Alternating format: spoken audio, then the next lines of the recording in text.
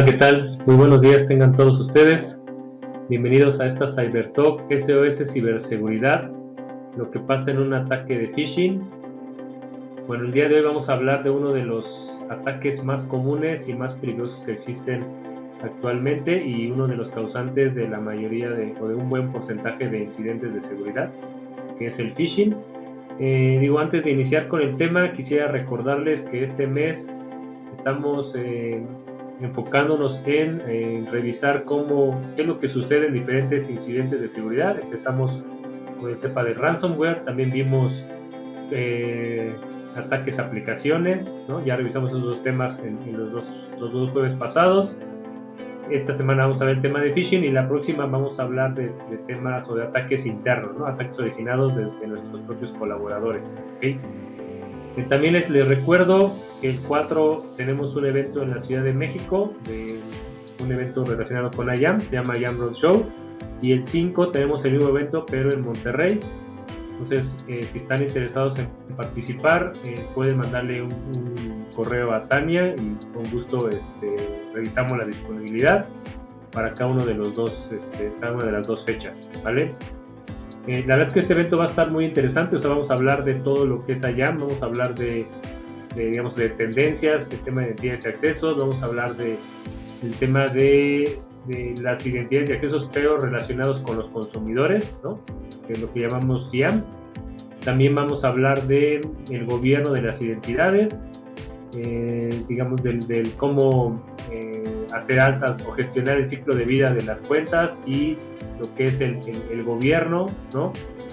Lo que es certificación de accesos y segregación de funciones, todo eso se va a tocar ahí. Y también vamos a ver el tema de la gestión de las cuentas privilegiadas, ¿no? Entonces, bueno, la verdad es que va a estar muy grande y vamos a tocar todos los temas relacionados con IAM. Okay, entonces, si están interesados, mándenos un correo y revisamos disponibilidad para las dos fechas que ya les comenté. Okay, 4 de octubre en Ciudad de México y 5 en Monterrey. ¿Vale? Bien, bueno, la verdad es que estamos muy contentos. Ya este es nuestro segundo mes o el tercer mes, si no me equivoco, de tener todos los jueves una charla de ciberseguridad. Hemos visto cómo han ido aumentando los participantes. Entonces estamos muy contentos de estar con ustedes cada jueves y ya cumplir casi nuestro tercer mes. ¿Okay? Pues bien, ahora sí vamos a entrar ya al tema del phishing y quiero definir qué es phishing. ¿Ok?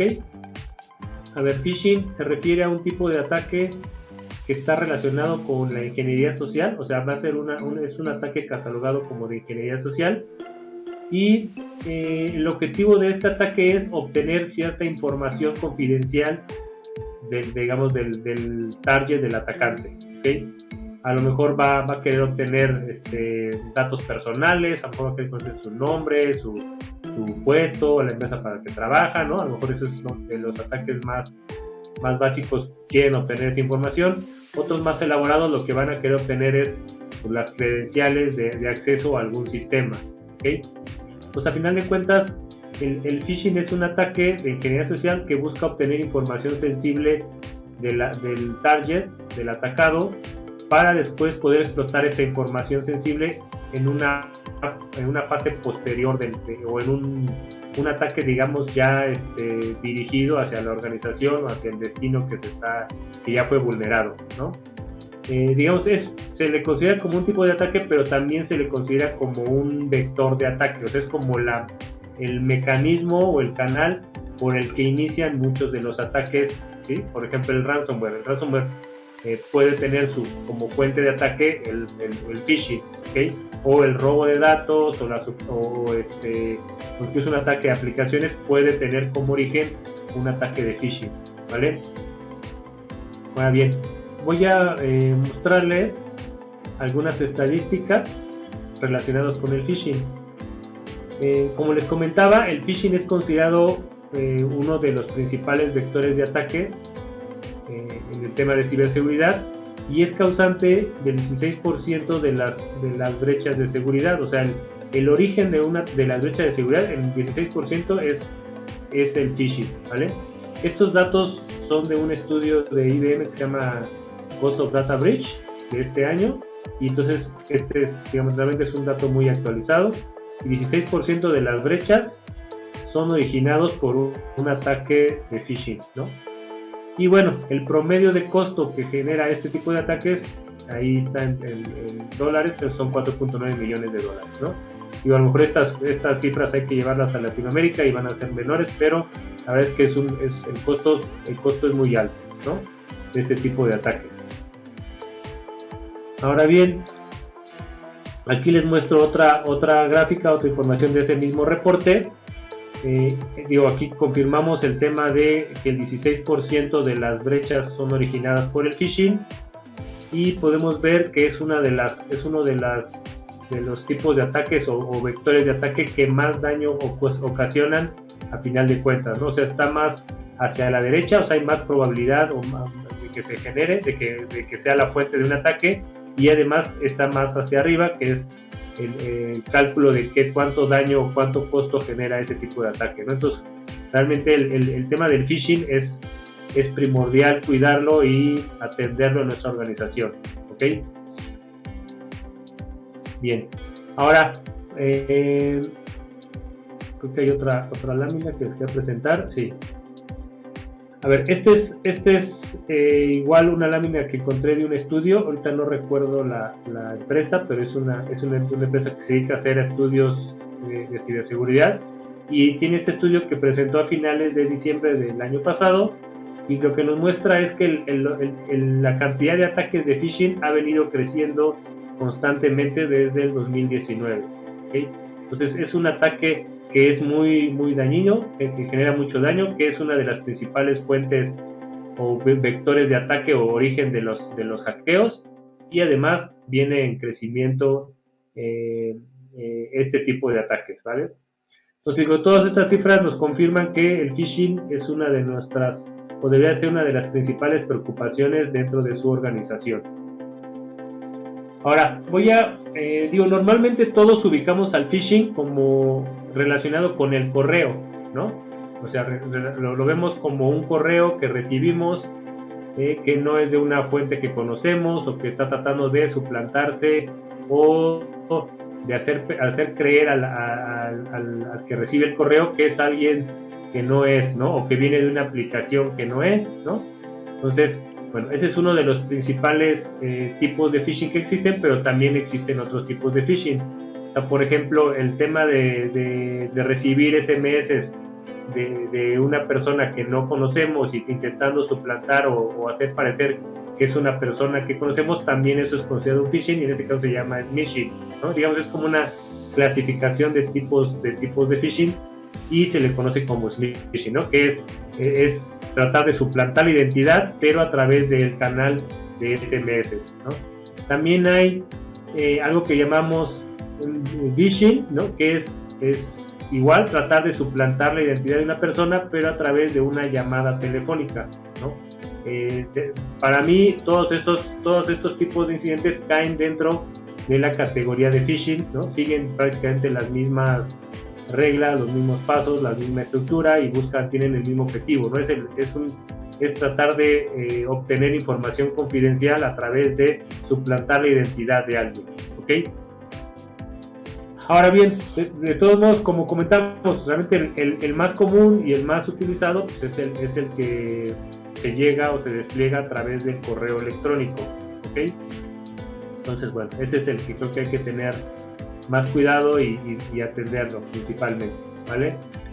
Ahora bien, ¿cuáles son algunas de las fases o cómo funcionan, digamos, cuáles son las fases que lleva un atacante para desplegar un ataque de phishing?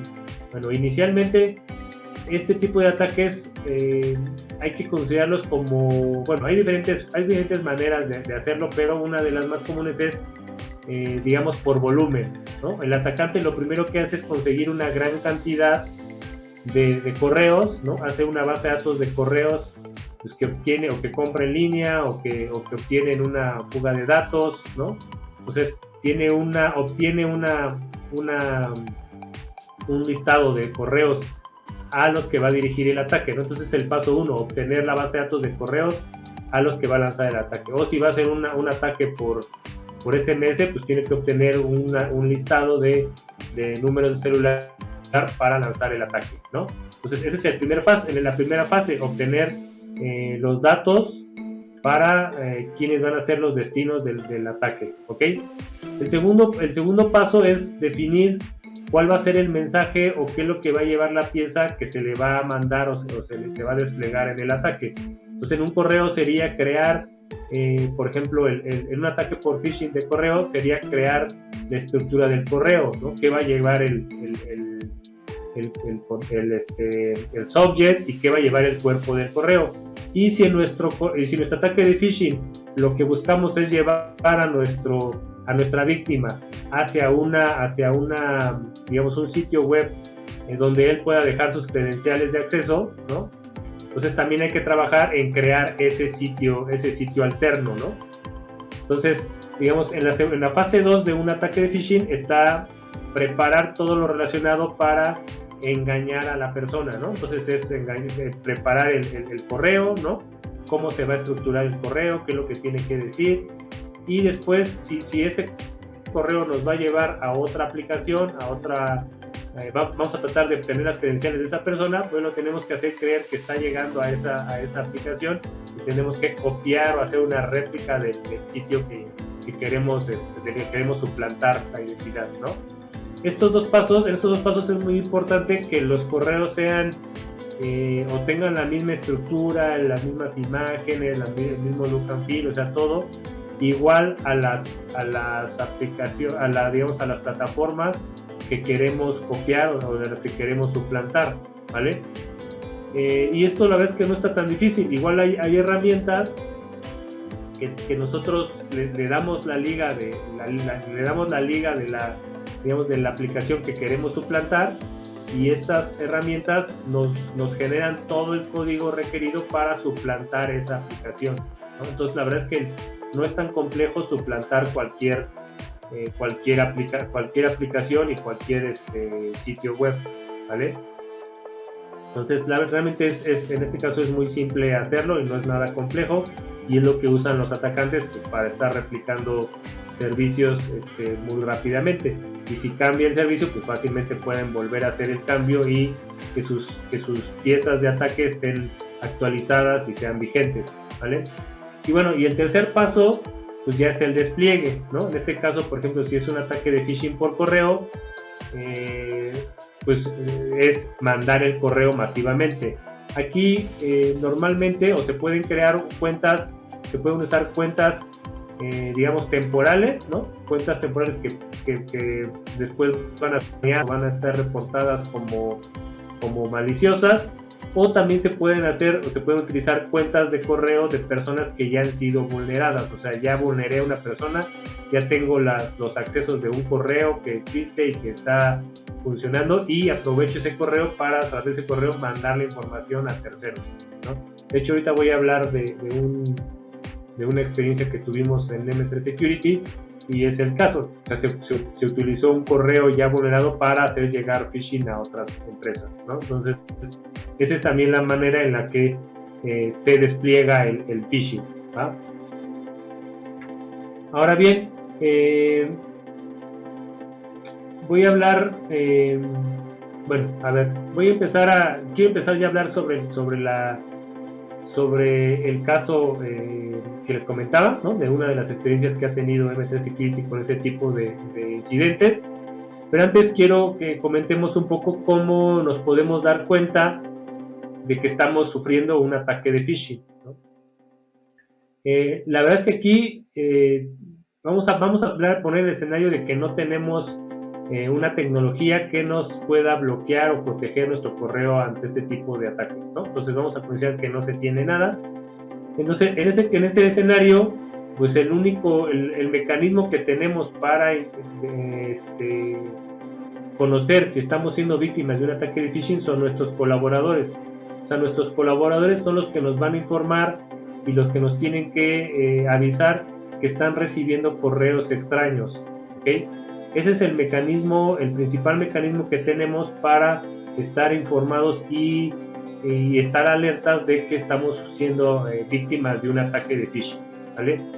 Entonces, Digo, más al rato lo vamos a comentar también, pero el tema en este tipo de ataques es muy importante que digamos, la colaboración de nuestros empleados, ¿no? Que nuestros empleados sepan identificar qué es un correo de phishing y sepan alertarnos cuando lo están recibiendo, ¿vale?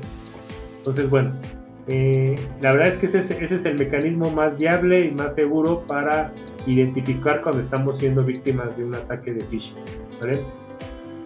Ahora bien, voy a entrar al tema del caso que vivimos en M3 Security. Digo, en este caso, nosotros, digamos, nos tocó hacer el análisis forense de una violación de datos, pero al final el vector de ataque o el punto de entrada de los atacantes había sido un correo de phishing, ¿vale? Entonces, bueno, a ver, ¿cómo se enteró el cliente que había sido vulnerado? Pues en este caso se enteró por sus propios clientes, ¿no? O sea, el cliente, los clientes de la empresa hackeada le avisaron o le comunicaron que estaban recibiendo correos o estaban recibiendo correos con información sensible desde un correo que ellos no ubicaban, o sea, desde un correo de un tercero, ¿no? Y revisando la historia de correos, el cliente había identificado que esa información había sido compartida con la empresa hackeada vía correo, ¿no? Entonces, el cliente le estaba avisando a la empresa hackeada que de algún modo sus correos habían sido vulnerados y que estaba siendo explotada esa información para atacar a otros clientes, ¿no? Entonces, eso fue el primer aviso que le dieron a la empresa hackeada a la que le estábamos ayudando. En ese momento, cuando le notifican eso a la empresa se compromete a realizar un análisis forense para revisar qué es lo que había sucedido y confirmar o negar la fuga de información, ¿ok? Entonces ahí es cuando empezamos a trabajar con ellos y empezamos a analizar lo que había sucedido. Entonces, bueno, empezamos a realizar entrevistas, empezamos a hablar con distintos colaboradores si habían notado algo raro, si habían recibido algún correo extraño, empezamos a revisar, digamos, la información que había compartido el cliente final, donde venía información sensible, ubicamos qué correos venían ahí, o sea, quién había enviado esos correos. Entonces estuvimos haciendo todo ese análisis. Al final ubicamos que un colaborador había recibido un correo extraño donde se le decía que sus credenciales habían vencido y que requería cambiarlas, ¿no? Entonces el usuario recibió este correo, procedió a ingresar al portal que le indicaba que sus credenciales habían cambiado, y en ese momento, analizándolo, ya no existía ese correo que había recibido, pero para nosotros ese fue el momento donde habían sido sustraídos sus credenciales, ¿no? O sea, por la página, por cómo nos describía la página, por el tipo de servicio que nos decía que era, ¿no? Entonces, por eso nosotros dedujimos que ese correo había sido un correo suplantado, ¿no? Que había sido falso y que ahí le habían robado las credenciales a este usuario. Y lo que vimos después es que con estas credenciales el atacante había logrado entrar al correo de la persona vulnerada y había podido extraer muchos correos que esta persona había mandado o que tenía en su base de datos, ¿no?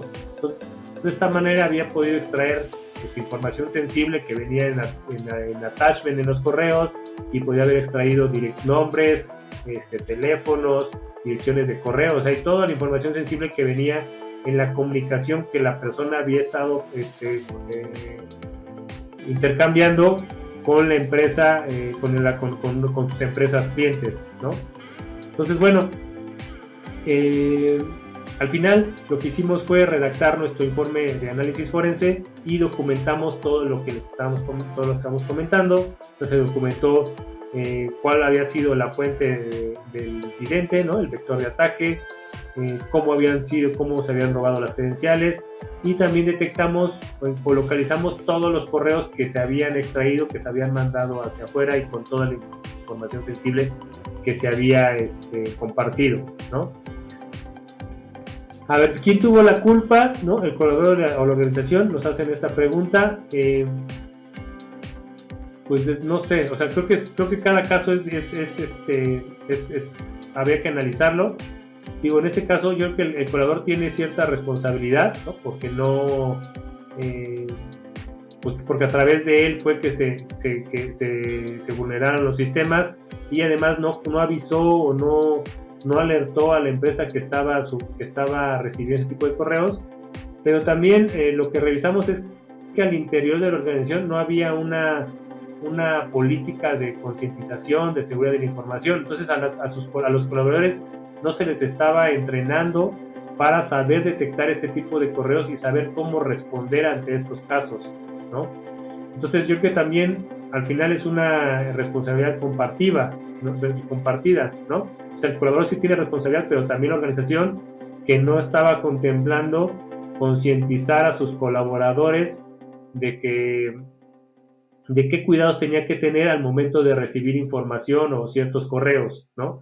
O sea, y ahorita lo vamos a ver más adelante, pero uno de los mecanismos más importantes para detener este tipo de incidentes es la concientización, y que nuestros colaboradores estén listos para saber cómo responder ante estos incidentes, ¿vale?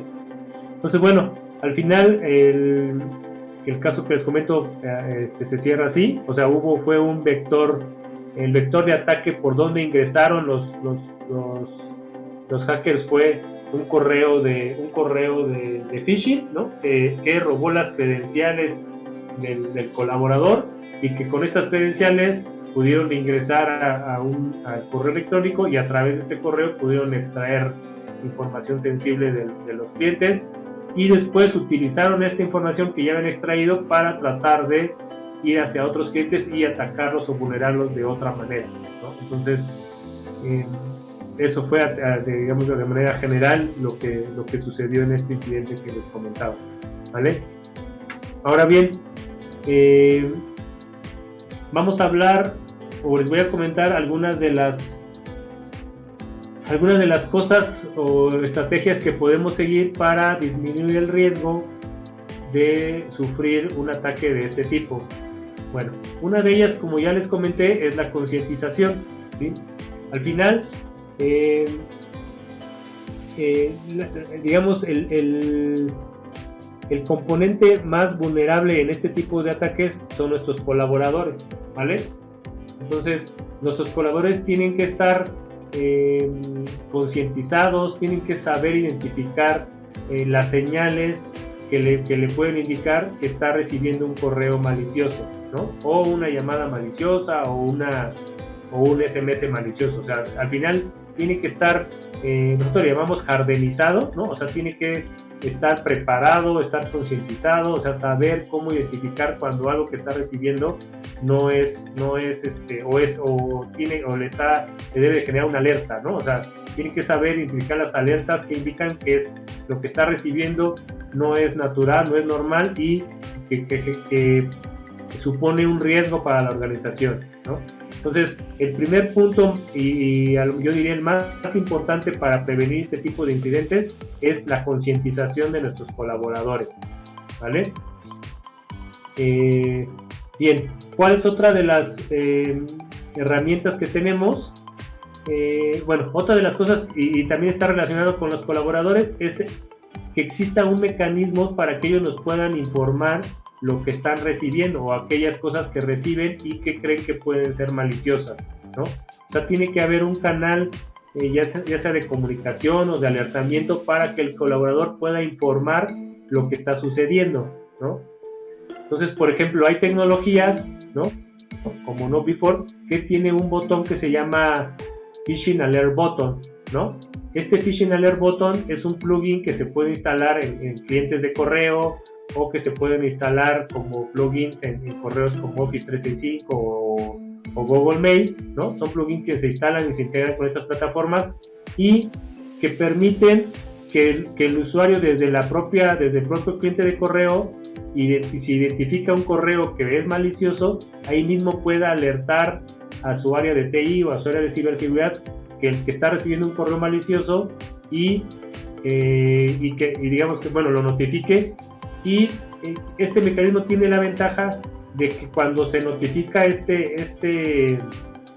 cuando se notifica el correo de phishing, llega todo el contenido del correo, ¿no? De manera que el área de TI o de ciberseguridad que lo va a investigar tiene toda la información necesaria para poder analizarlo y poder determinar si es un correo malicioso o es un correo normal, ¿no? O un correo a lo mejor nada más de spam, ¿no? Entonces, una de estas herramientas como las que menciono del Phishing Alert Button de KnowBe4 es una buena herramienta para que ustedes le den una solución, una medida rápida para que sus colaboradores les puedan notificar que están recibiendo correos maliciosos y ustedes tengan todos los mecanismos para poder investigarlos, ¿vale? Entonces, esa sería la segunda recomendación que yo les daría para el tema de disminuir el riesgo de los ataques de phishing, ¿vale? Entonces, uno es la concientización y dos, tener una herramienta para poder notificar rápidamente los correos maliciosos y poder investigarlos. Y bueno, ya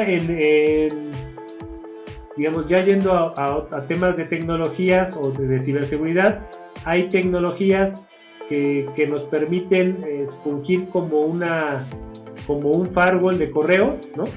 Entonces hay tecnologías que digamos que se ponen enfrente de nuestra solución de correo y que digamos fungen como filtro, ¿no? O sea, tienen la capacidad de detectar si lo que están recibiendo son correos maliciosos y si es así, pues descartarlos o ponerlos en una cuarentena para que a lo mejor sean después analizados por el usuario o por un área de ciberseguridad y no sean entregados a los usuarios finales, ¿no? Entonces, de esa manera, este tipo firewall de correo electrónico evita que nos lleguen correos maliciosos o que lleguen correos maliciosos a nuestros usuarios finales, ¿no? Esa es una de las soluciones que también se pueden implementar. Y otra de las cosas que también se pueden hacer es hardenizar nuestras soluciones de correo electrónico, ¿sí? La mayoría de las soluciones de correo electrónico tienen diferentes configuraciones o funcionalidades que se pueden habilitar o que se pueden tunear para que digamos se apliquen más filtros o los filtros sean más estrictos al momento de determinar si un correo puede ser malicioso o puede ser catalogado como spam y no sea entregado a los usuarios finales. Entonces, otra buena práctica y recomendación que hacemos es que ustedes hardenicen sus soluciones de correo electrónico para que estas soluciones puedan bloquear la mayor cantidad de correos maliciosos y sean menos los correos que reciban sus usuarios finales y disminuya la probabilidad de que pues, un usuario final abra un correo malicioso, ¿okay? Dice, a ver, hay otra pregunta aquí, ¿a qué grado se debe de monitorear a los empleados para evitar un ataque de phishing sin afectar su privacidad? Pues mira, yo creo que no es necesario monitorearlos, ¿no? Sobre todo lo que yo diría que es más necesario es concientizarlos, o sea, hacerles consciente de que tienen que estar atentos de los correos que están recibiendo y que tengan las herramientas para poder identificar si lo que están recibiendo es malicioso o es un correo normal, ¿no? O sea, que sepan identificar las señales que indican que hay un correo, que puede ser un correo malicioso, ¿no? Aquí hablamos, por ejemplo, de la dirección de correo, o sea, quién nos está mandando el correo. O sea, que sepan que tienen que revisar quién lo está mandando, revisar el nombre de usuario, revisar el dominio de quien lo manda, ¿no? Y que el dominio de que lo esté mandando pues coincida con lo que se refiere o el tópico del correo, ¿no? Y identificar si lo ubicamos o no se ubica, ¿no? Igual tiene que saber identificar, por ejemplo, si todo lo que es tema de, por ejemplo, de urgencia, ¿no? O sea, si alguien nos está urgiendo a hacer algo, si alguien nos dice que es imperante que sea algo inmediato, que se realice lo más pronto posible, bueno, esas también son señales de que algo no está bien, ¿no? De que algo, puede haber algo extraño en ese correo porque nos están urgiendo a hacer algo, ¿no? Entonces, bueno, ahorita mencioné dos cosas, pero al final yo creo que más que monitorear y vulnerar o afectar la privacidad de nuestros colaboradores, lo importante es concientizarlos de lo importante que es que ellos gestionen o administren sus correos de manera segura y que cuiden pues, los archivos, los enlaces y las cosas que hacen a través de su correo, ¿no? Creo que eso es más efectivo. A ver, ¿cuál es el mecanismo más efectivo para la concientización de colaboradores? Pues son entrenamientos, Carlos, te diría, el tema de concientización consiste en estar haciendo, tener, digamos, sesiones continuas o constantes referentes al tema de la seguridad. Entonces, lo que yo diría más efectivo es que tu concientización sea continua, o sea, sea recurrente, o sea, al menos una vez cada mes, ¿no? Que vayas variando o complementando los tópicos que vas manejando, ¿no? O sea, que hagas un plan de concientización que no sea nada más de un mes, 2 meses, sino que sea a largo plazo, o sea, que sea algo continuo. Lo ideal y lo que creo que aumentaría la efectividad de tu estrategia es que utilices alguna herramienta para medir, digamos, cuántos están terminando los entrenamientos, o sea, qué tanto porcentaje de las personas terminan los entrenamientos y cuánto tiempo les lleva hacerlos. Lo que hemos visto también es que la verdad es que es difícil que el colaborador se comprometa y termine los entrenamientos, las concientizaciones, o sea, no es tan fácil que eso empiece a pasar, o sea, lleva tiempo, ¿no? O sea, al principio viene mucha resistencia, ¿no? Y sobre todo, por ejemplo, la carga de trabajo, o sea, el colaborador dice, oye, pues tengo que entregar este reporte, tengo que hacer este desarrollo, tengo que hacer esta actividad, no tengo tiempo suficiente y además me pides que haga una concientización cada mes de esto, entonces muchas veces lo delegan los colaboradores, entonces es muy importante que sea continuo, ¿no? Que se le esté mandando recordatorios que tienen que concluir con la concientización, con el entrenamiento, de estarles recordando que tienen fecha límite para concluirlo, ¿no? Y todo ello, pues es difícil llevarlo de manera manual o sin una tecnología, entonces sí, yo creo que ayuda mucho o eleva la efectividad de las concientizaciones si utilizan alguna herramienta de concientización, ¿no? Yo diría eso. Y la otra es la duración de los entrenamientos o de las concientizaciones. Entre más cortas, más directas sean las concientizaciones, vemos que aumenta mucho la tasa de cumplimiento de la concientización. Si metemos concientizaciones muy grandes, muy largas, lo que sucede es que la tasa de que se terminen las concientizaciones baja mucho, ¿no? Entonces también otra recomendación sería que tus concientizaciones sean cortas, muy directas, muy precisas, ¿vale? Bueno, esas serían mis recomendaciones, Carlos. Ahora, Alexis dice, ¿existe alguna inteligencia artificial que nos ayude en estos casos de phishing?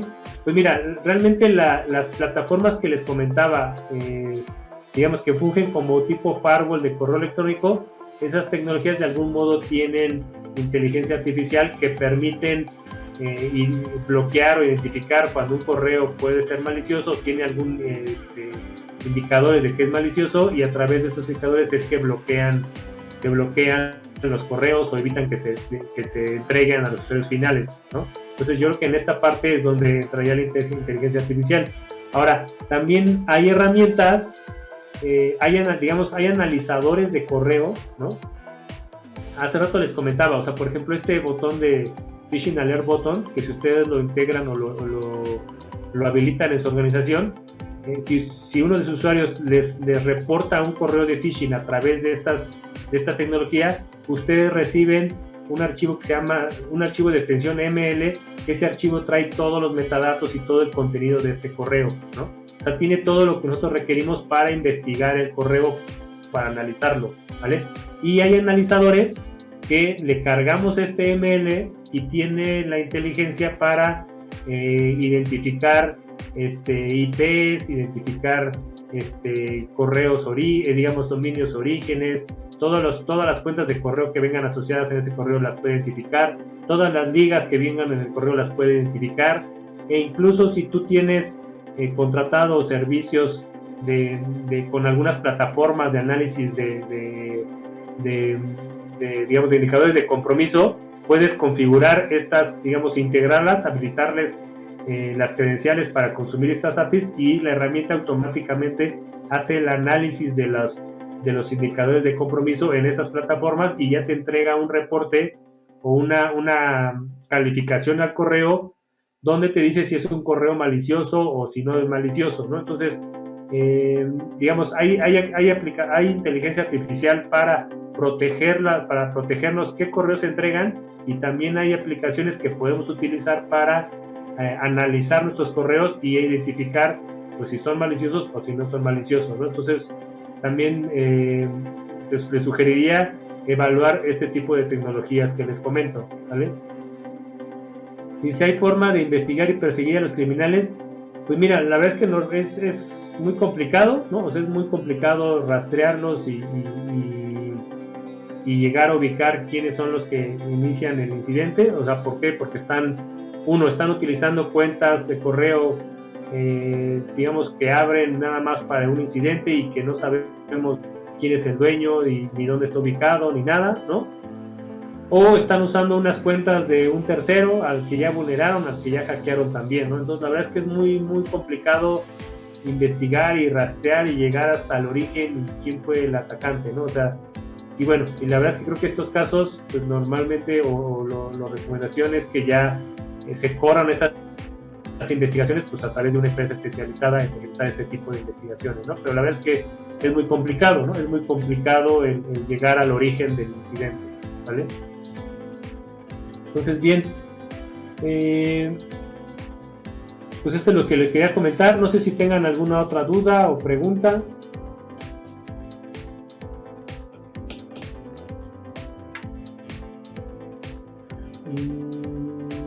Creo que hay otra pregunta antes de pasar a la oferta de esta CyberTalk. Creación después de un ataque para no causar mucho pánico. Bueno, a ver, lo primero que le diré aquí es,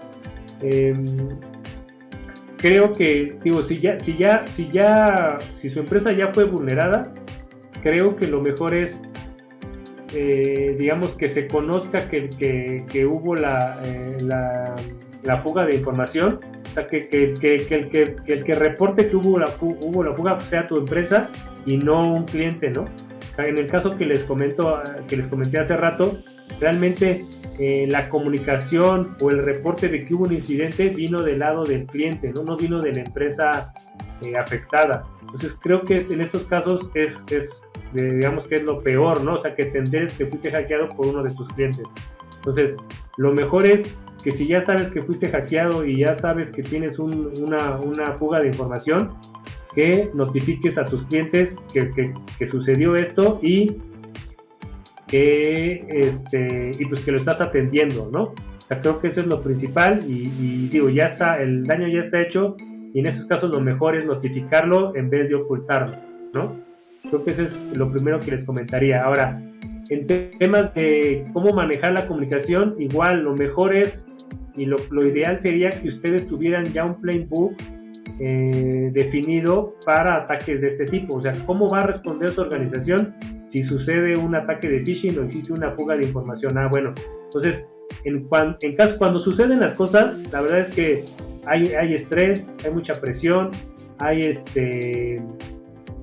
digamos, hay mucha preocupación, ¿no? Hay miedo, ¿no? Entonces es muy difícil reaccionar o pensar qué es lo que vamos a hacer. Entonces lo ideal es ya tener desde antes una guía de lo que se hace en esos casos. Entonces esa guía pues normalmente se lo conoce como playbook, ¿no? Que este playbook tiene toda la guía o todos los pasos que tenemos que ejecutar en caso de que suceda X tipo de incidente, ¿no? Entonces aquí mi sugerencia es tener este playbook. En este playbook vamos a tener los pasos que vamos a ejecutar en caso de que se identifique el incidente, cómo se va a analizar, qué información se tiene que recolectar, a quién se le tiene que comunicar, ¿no? Qué se le tiene que comunicar. Entonces, aquí la sugerencia es contar con este playbook, ¿no?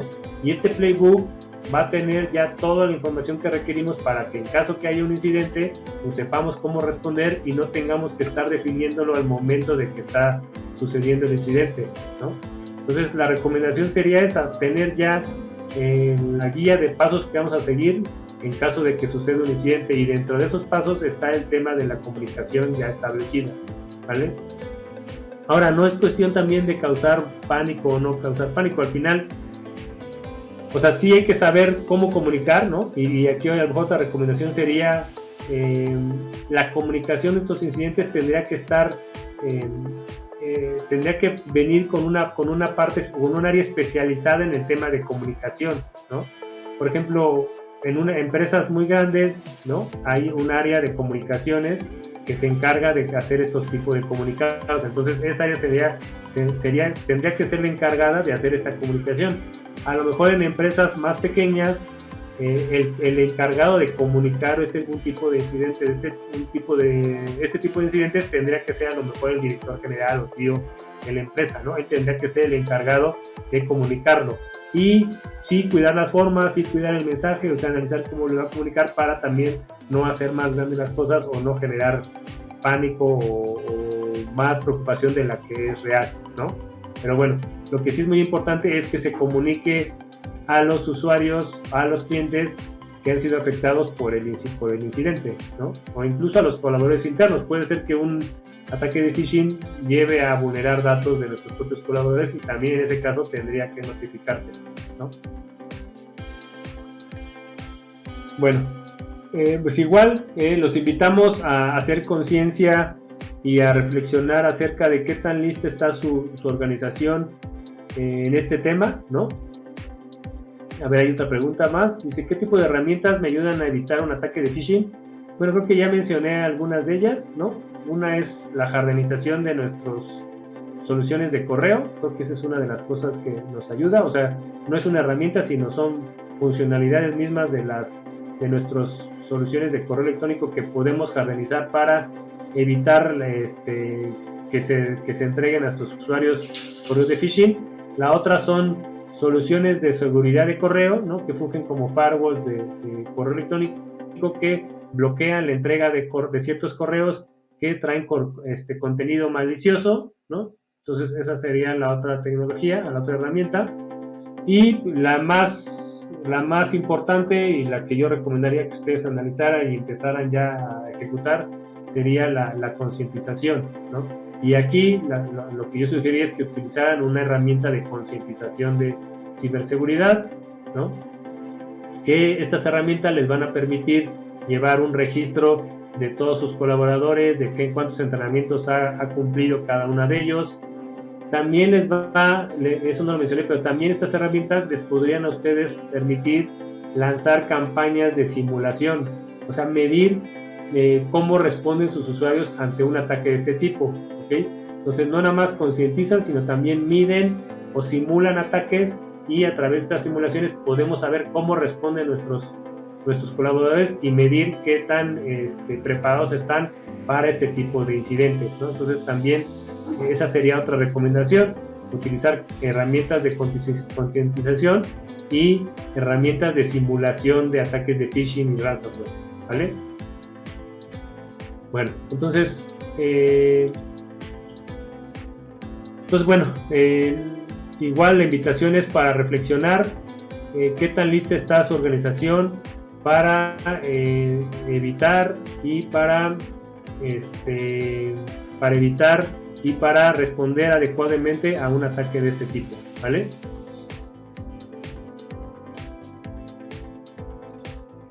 Y bueno,